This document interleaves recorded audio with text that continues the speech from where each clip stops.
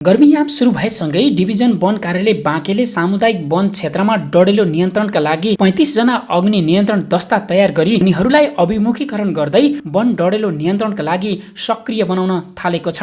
वन डडेलोको पूर्व तयारी र अब चाहिँ यो डडेलो लाग्ने सिजन चाहिँ सुरु पनि भइसकेको छ।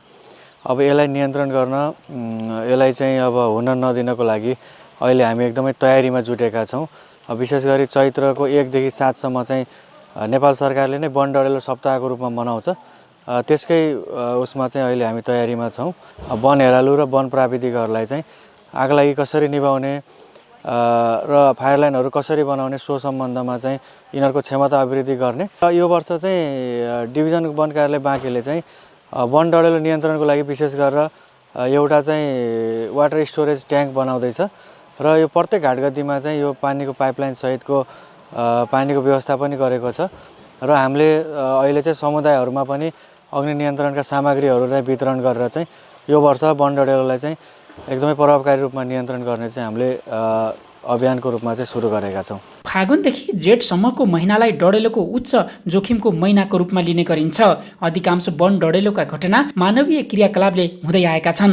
वन डडेलो नियन्त्रणका लागि डिभिजन वन कार्यालय बाँके र मातहतमा रहेका सब डिभिजन वन कार्यालयका कर्मचारी, सामुदायिक वनका सदस्य, वन हेरालुहरूले डडेलो नियन्त्रणका लागि अहिले उच्च सतर्कता र सावधानी अपनाउँदै आएका छन्। वन क्षेत्रभित्र फायर लाइन निर्माण, डडेलो लागेमा तत्कालै नियन्त्रण कसरी गर्ने जस्ता अभ्यासहरू गर्दै आएका छन् भने वन डडेलो नियन्त्रणका लागि 24 घण्टा पानी ट्याङ्की सहितको ट्र्याक्टर र डडेलो नियन्त्रण अग्नि दस्ता तयारी अवस्थामा रहेका छन्। विशेष गरी यो खडेरीको बेलामा चाहिँ हामीलाई चाहिँ सावधान हुनुपर्छ हैन, डर हुन्छ हैन।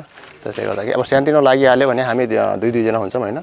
4 महिनाको लागि हामीलाई अग्नि हेराल दिनुहुन्छ सरले एउटा प्लटमा। त्यसको लागि 2 जना हुन्छौँ। 2 जनाले चाहिँ लिभाउन सक्ने छ भने चाहिँ हामीले लिभाइहाल्छौँ हैन।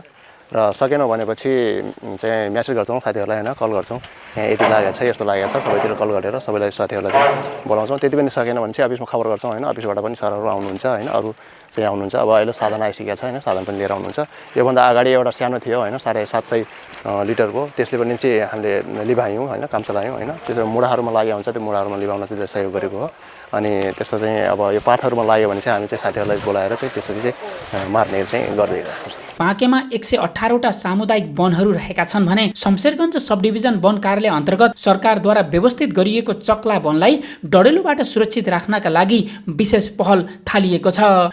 आगो लागिसकेपछि कसरी नियन्त्रण गर्ने, कसरी अब पानी हालेर त्यसलाई चाहिँ निभाउने र हामीसँग रहेको 6000 लिटर क्षमता भएको अग्नि नियन्त्रण गर्ने अग्नि वाहक भनौँ त्यो साधन चाहिँ हामीहरूले कसरी चाहिँ प्रयोग गर्ने, डडेलो लागिसकेपछि चाहिँ हामीहरूले स्थल वन जङ्गलहरूमा चाहिँ त्यो हेरालुहरूलाई पठाएर चक्ला वनमा विशेष गरी त्यो साधन पनि कसरी प्रयोग गर्ने भन्ने खालको चाहिँ अभ्यास हामीले गरिरहेको अवस्था हो। लुम्बिनी प्रदेशका 12वटै जिल्लामा रहेका वन क्षेत्रहरू डडेलोको उच्च जोखिममा रहँदै आएका छन्। यस वर्ष डडेलोको बढी जोखिम रहेको विज्ञहरूले बताउँदै आएका छन्। वनमा लाग्ने डडेलो नियन्त्रणका लागि यति बेला डिभिजन वन कार्यालय बाँकेले दस्ता तयार गरेर अग्नि नियन्त्रणका लागि सक्रिय समेत बनाएको छ। यसले वन डडेलो नियन्त्रणका लागि थप टेवा पुग्ने देखिन्छ।